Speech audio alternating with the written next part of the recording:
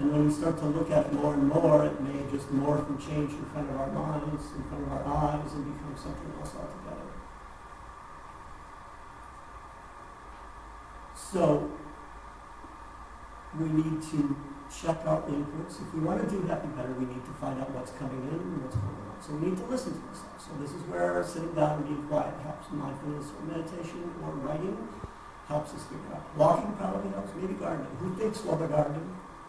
Anyone think, or you just kind of push the words around? Okay. You do. Did you get that fly? Okay. Maybe he's taking the towel or something.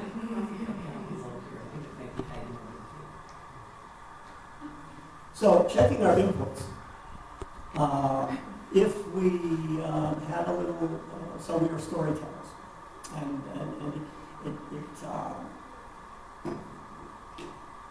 behooves us. We become the editors, as a writer, we become the editors of our own story when we realize that we're telling stories, even to ourselves. And I like calling it stories rather than lies, because that's pretty confrontational. So, language, the thing that's written down isn't the truth. The language is a set of descriptors. The word Rubik's Cube is not a Rubik's Cube. Only Rubik's Cube is a Rubik's Cube. And this happens to be a four-face, so it's not the original. So pretty soon we subdivide. We used to have typewriters, and then they added electric. So then what was the old one? Well, it was a manual. So we do this all the time. We change things based on what's in front of us. And we make all these agreements with one another, otherwise we wouldn't get through the day. But when we're talking to ourselves, it would be good to sometimes change the dialogue or change the staging or change the production or somehow, and we remember that we're in charge of our input. What we let people tell us is the truth, and then what we determine for ourselves, because there are too many experts out there willing to just load us up for whatever their particular reason is. When I was 21 years old, I self-published my first book of poetry, and there were two instances of the phrase alphabet soup. Maybe when I was in my early 30s, it became alphabet soup with a Z, which comprised all the letters from A to Z, which is the English version of how we make words and sentences and paragraphs and how we tell stories. So the word Rubik's Cube is not the Rubik's Cube, it's not the truth. And so then that alphabet soup became a metaphor for me. It feels like my entire life. And so inputs then, if we look at inputs, we have food and drink and air, and the Indians say prana, or the Japanese, Chinese say chi or ki. We also, as inputs, have thoughts. And so if food is medicine, or we're starting to believe that food is medicine because we don't really want Monsanto feeding us, or soon to be Bayer feeding us anymore, here's a little pill bottle. And inside of it are little plastic alphabet things that go, beads. They're alphabet beads from Michael's string of beads. And so this is my metaphor. This is how we sustain ourselves. We take some words in, along with our Kool-Aid or cookies or whatever else we eat. We also take in inputs, and we're in charge of editing that. So be careful.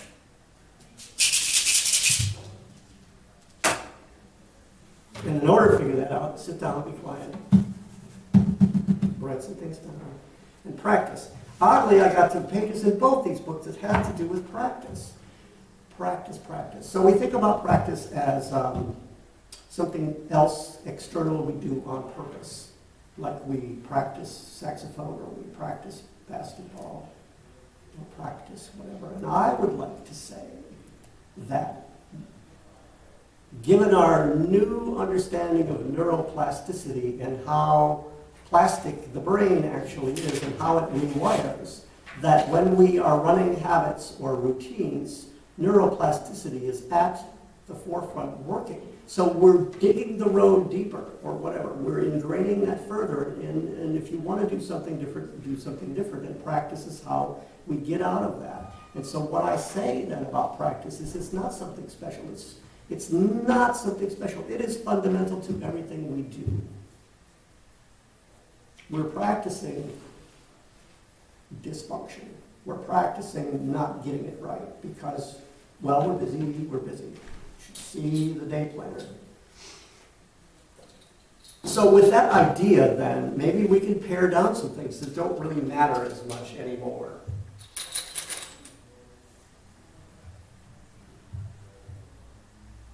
So, part of the thing then, when you get alone, is there on page 9. You can write down things you practice, and maybe things you need to practice, or things you really don't want to practice anymore. So it practices everything we do.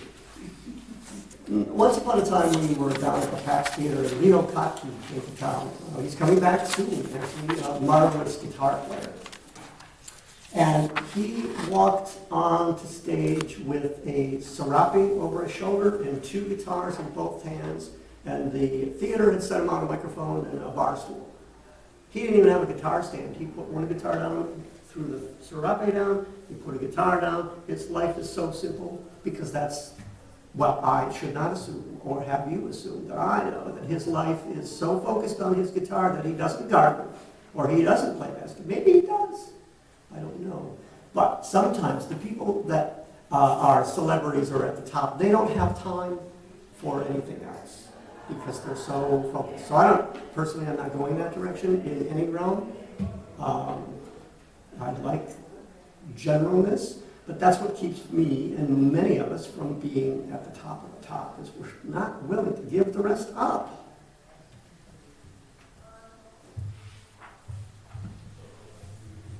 You know, you could stop me anytime, or I'm going to just go on. If you are going to be telling us how to do happy better, when do we find out what? I think you sort of answered my next question. You know, happy is what I decide it is. Mm-hmm. Okay, but then let's say I figure I'm already doing it better. How do we find best? I mean, in other words, I'm just getting at there's good, better, best. There's happy, happier, happiest. Is it just sort of a continuum of what I like and what is good and creative for me? I'm glad you asked the question. That's why I asked. And don't forget to ask the question of yourself as well. As I just mentioned in the Leo Kotke thing, focus and focus.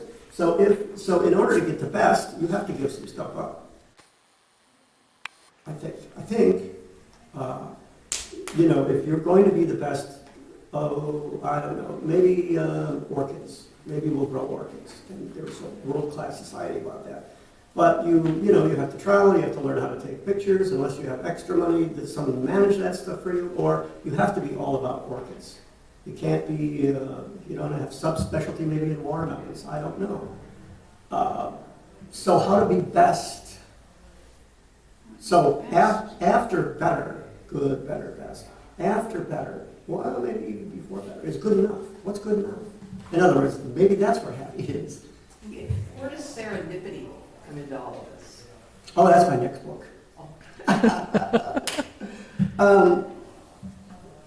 Can you help me decide what's the difference between serendipity and synchronicity? Is there a difference? I'm not sure about synchronicity. I couldn't hear the second word you said. Synchronicity. Oh. Serendipity and synchronicity. I kind of conflate them. Serendipity is wonderful things that happen out of the blue. Yes? Marilyn? Pardon? Serendipity is things that happen lovely things that happen kind of out of the blue, or I guess, yeah, that probably fits what I would think about it. okay. That I'm doing something and then all of a sudden something happens and then maybe takes me on a different route or just introduces me to something that I hadn't thought about. I like serendipity. Me too. I think a person has to be open to it, and in order to be open to it, you have to already have made room for miracles, and you have to have decided that you don't necessarily know everything about something. So, look, that looks like a new twist on an old story. And so, we may know people to whom little miracles don't happen because they're heads down and they're trudging along, towing the line. Say again. And they don't notice. And they don't notice.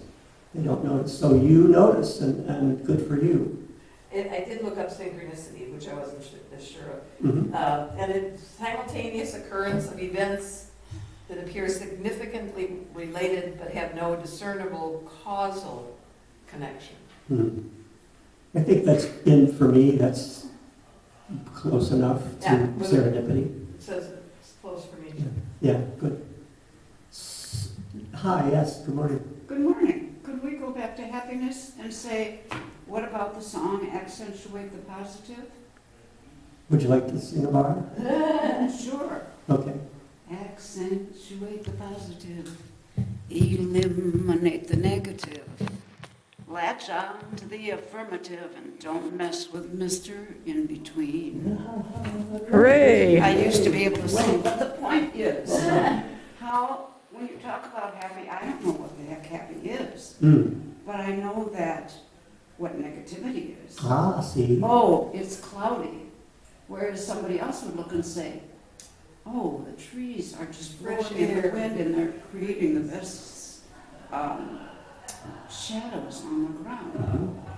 It really is picking what you decide to, how you decide to be. Exactly. And so I don't know what happy is other than 3 gin and tonics or Or a margarita. yeah, margarita. I don't really know, but does it matter?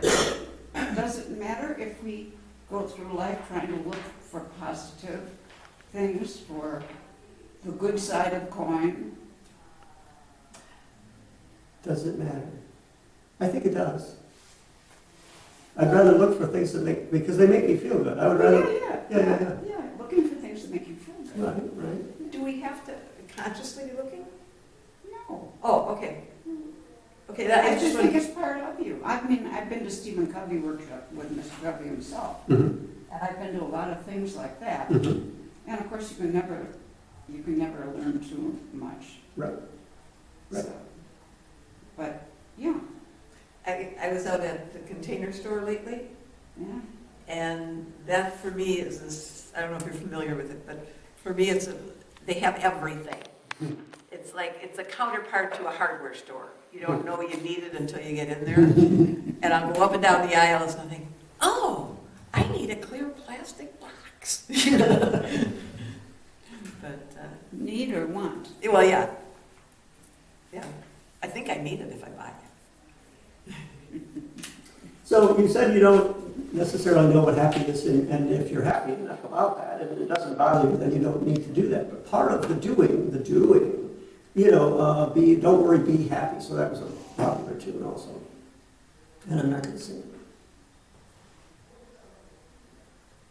I think doing an actual activity is the important part. And so the writing it down, if you're concerned about happy or not happy, and you said you don't know, I believe you, sort of. I sort of believe you. But I think if you made a list and you made 2 columns, yes, no, yes, no, yes, no, you'd figure out, in other words, you said you know what the negative things are. Well, what's left over? There it is. And so the exercise, I think, is the important part. And here is why. If we go to we're going to go to talk and listen to a guy. What else are we going to do? I forgot. Oh, we need some advice. We're going to go to a friend. We're going to go to see a counselor or a therapist or a life coach. And they're going to talk to us using descriptions of reality. Their reality, which they may have a lot more experience in this portion of it, but it's still their description of what they know. And so then we're trying to assimilate or take those things in as if they know us inside, and maybe we fit a pattern based on their 25 years of expertise. But is it all black and white truth? Then I probably think it's not. Yeah, I most definitely think it's not. So, but it's all talk, and the talk goes in our ears, and it tickles the prefrontal cortex. And so the doing is something that moves it into the body. So then, you talked about negativity, and this is the opposite side of happy. Here's happy, and here's the back side of it. So what if the book was called How to Do Less Happy, How to Do Unhappy Less. There we go, How to Do Unhappy Less. What if we called that? So there's the back door. And so what keeps us away then from generating good feelings? Anxiety, stress, depression, trauma, etc. How can we bring those things into balance? What if being happy is, never mind being happy, what about reducing stress? And so then we start to ask those questions. What if we ask those questions? So Bessel van der Kolk wrote a book about trauma. The body keeps the score. And so we go to a therapist talking about trauma, and it's all talk, but the nervous system remembers the trauma. The body is where things are remembered. And so the mind thinks about yesterday and tomorrow, and those are fictitious things. The body lives in the present. And so I think we need to take a little look at the language of the body, not body language, that's a different thing, but the language of the body. And the language of the body is movement. So then when we have these traumas, or if fear has taken hold, or anxiety or depression, we tend to close down, and we get smaller, and we let fewer things in, and if somehow we open up then and move, all movement. So, have you heard, and anyway, it's only been the last few months, sitting is the new cancer. Anybody hear that? No. Yeah? I've heard Yeah. sitting is the new smoking. No, But it's I haven't heard that, but it's kind of on the line, right? So without going full tilt boogie off to the gym sometimes I know that I take things way too far immediately instead of trying to take a step. And so then what about movement? And so sometimes now I might watch TV and just rock back and forth instead of sitting on my butt. It's a step. The next thing might be to actually turn the TV on and go outdoors. Woo! Or even leave the TV on and just do something in your room. Right, And right. sometimes it's just background noise. Yes. So movement, and so part of the movement, we started with writing and describing and inputs and language and how we describe reality. Part of the movement is actually writing. Maybe the keyboard is good, but writing, making a note is good also because it is movement. And so it seems as though I've read recently that neuroscientists have figured out that longevity is, blah, blah, blah, blah, blah. Sing, dance, laugh, move, There's a learn. line. Oh, yes. If I think it comes right down to that. If you want to do better longer, then move, then sing, laugh, dance, find friends to be with and be with them.